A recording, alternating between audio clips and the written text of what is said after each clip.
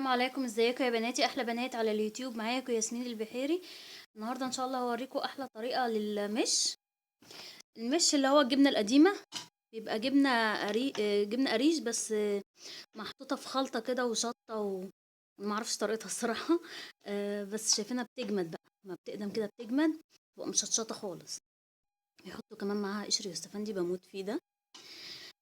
انا هحط معاه ايه على المش؟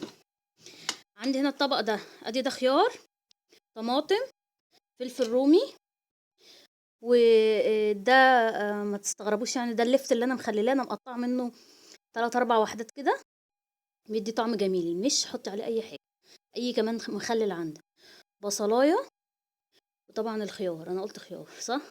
يبقى خيار، طماطم، فلفل، اي مخلل، وبصلايه. وهبدا اضيف ده كله على بعضه، وهحط كمان شويه زيت عشان تخفف كمان، ان هو حراق قوي وحادق قوي، تخفف من الحدقيه دي شويه. هرس الاول الجبنه، شيل دي.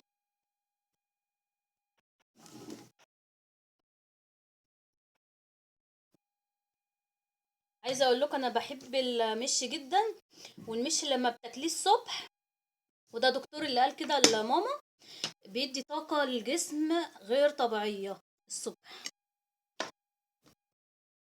وهضيف كل ده عليه،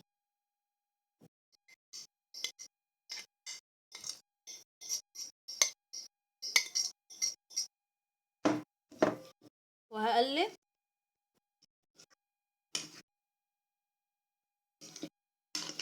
شايفين بقى الالوان مبهجه.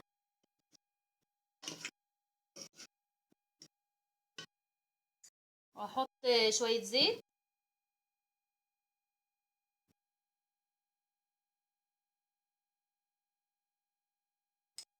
بصوا، والحته بتاعت الاستفندي دي هقطعها جواه برضو، انا بحبها، اللي مش بيحبها ما يحطهاش.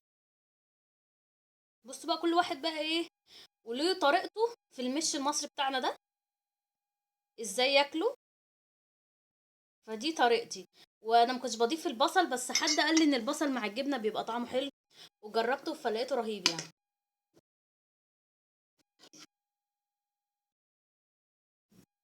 بس ايه رايكم بقى؟